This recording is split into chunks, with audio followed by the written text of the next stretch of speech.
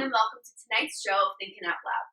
In case you're new to my show, my name is Eva Cutler, and I will be welcoming some special guests to help out our friend Crystal think out loud. Please welcome Crystal Cutler. Hi, Eva. Thank you so much for having me tonight. I'm going to explain this quite embarrassing and stressful situation that I encountered yesterday. So, yesterday morning, I was in charge of taking my dog to the groomer for his 8:30 appointment. So I woke up to my alarm 7:30, brushed my teeth, got dressed for the day, walked my dog, made my breakfast, and fed my puppy. On my way out of the house, I couldn't find my keys anywhere.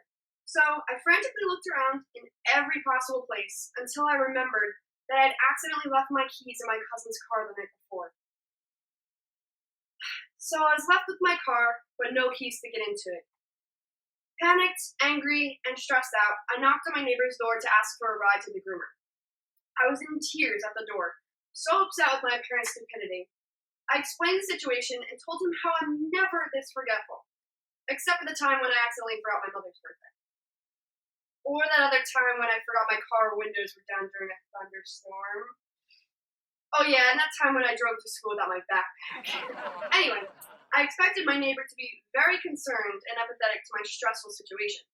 However, he bursted out laughing hysterically. I was so confused and why he thought this horrible mistake of mine was funny, but nevertheless, he drove me in bed to the groomer. But I'm just still confused at my neighbor's reaction. All right, Crystal, let me reassure you, we all make mistakes. Instead of me trying to explain this to you from my point of view, I think I have the perfect person that can figure this out with you, who just so happens to be backstage. Please welcome Play-Doh.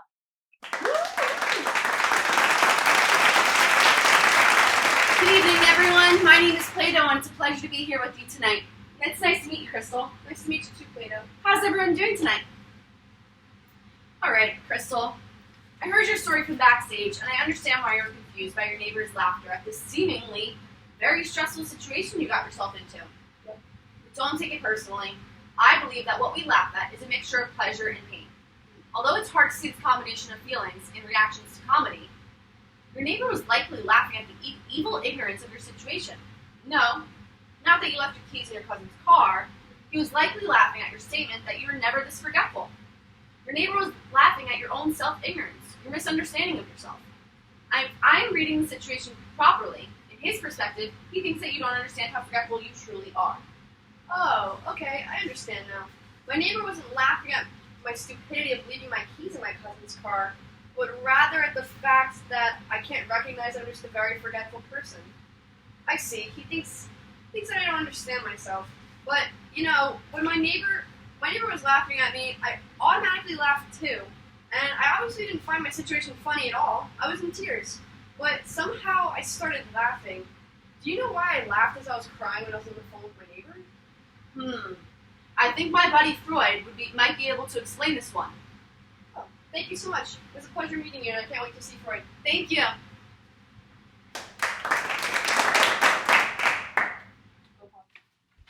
Hello, everyone. It's an honor to be here with you tonight, and it's a pleasure to meet you, Crystal.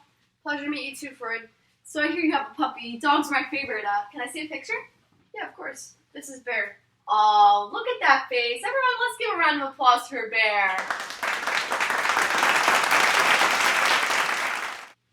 All right, so getting back to business here, Crystal, can you explain your concerns to me, please? Sure. So, the story starts out with me forgetting that I left my car keys in my cousin's car the other day. She left my house the other night, and when I went to take Bear to the groomer yesterday morning, I couldn't take my car. In the midst of the situation, I called my neighbor, hysterically crying, trying to explain what happened, and asked for a ride to the groomer. As he laughed hysterically on the phone, I actually found myself laughing too. But let me reassure you, I was extremely upset about my stupid mistake, so I don't know why I started laughing. Is something wrong with me that I laughed during such a serious moment? I see where your confusion stems from, Crystal. You exemplified my very theory, called the hydraulic theory of psychic energy, which is classified as a relief theory. You see, your nervous energy from the startling and stressful situation was released in the form of laughter. Wait. I don't understand. How could I be so upset, have nervous energy about everything going on, physically be crying, and then laugh? That doesn't make sense to me. Well, Crystal, good point. Let me further explain. What you actually did was you prepared yourself for feeling fear, pity, or other negative emotions. But when you realized that you didn't need to be overly concerned, the energy from all that negative emotion was released in the form of laughter. Humor and laughter are actually related to your ego. Yes, your ego. So in this terrible situation that you felt yourself in, your ego said, hey, enough. I am going to defend myself by maximizing my pleasure and minimizing my pain. Cue the laughter. And that's why you started laughing. So basically, your laughter in this situation was a defense mechanism. Rest assured, nothing is wrong with you at all. Oh, wow. I understand what you're saying now. That's a very interesting phenomenon. I'm glad to hear that I'm not possessed or troubled laughing at my own stressful situation. Now, I have another question. After my neighbor bursted out into hysterical laughter, he exclaimed, "Man, good thing you have blonde hair, girl." Later in the day, I thought about this statement a little bit more in depth. I was really perplexed by his comment, and I felt really bad that he was referring to my hair as an excuse for my foolish mistake. Do you have a reason for why he said this mean comment straight to my face as if it was funny? Actually, Crystal, I do know a very intelligent individual who might be able to talk with you about this. Let's welcome Ford to the stage. Thank you for having me. It's a pleasure, Crystal. Thank you. Good evening, everyone. How are we all doing tonight? Nice to meet you, Crystal. Crystal, I was watching the show while I was backstage, and I heard your concern about your neighbor's crude joke. Let me tell you something. Many people, especially men, use humor as a form of communication where they actually communicate offensive statements through the form of a joke. I named this situation the humor as a release of prejudice scenario. Many people use these platforms, which seem like some sort of magical space, to convey harmful and culturally insensitive statements. They replace normal, non-sexist norms in a situation with the norm of tolerance of sex discrimination and additionally, in this case, hair color stereotypes. In this climate tolerant of derision, sexist remarks and stereotypes may seem to be socially acceptable. Wow. So let me get this straight. My neighbor was using a joke to mask his sexist and stereotypical beliefs? Unfortunately, that is correct, Crystal. Although we, as individuals, like to believe that we do not believe in these prejudices and sometimes humor acts as a release of underlying culturally charged ideas. In fact, many people think that it's okay to communicate these hurtful ideas in the form of a joke because of the amusement of the joke itself. This actually masks the true concern of the stereotypes and belittles the serious nature of the stereotypes and prejudices because of the so-called benign amusement. Ford, you are a genius. I completely understand your theory, and I am angered at my neighbor. At that moment, I kind of giggled back to my neighbor's comment, but I think Freud would say that I nervous laughed at this joke. Although I do not agree with sexism or any form of stereotypes, especially blonde hair stereotypes, I still giggled because the joking form of the comment changed the way I interpreted the message and actually kind of allowed me to treat the comment as a matter of play. Yes, Crystal, you are spot on with that statement.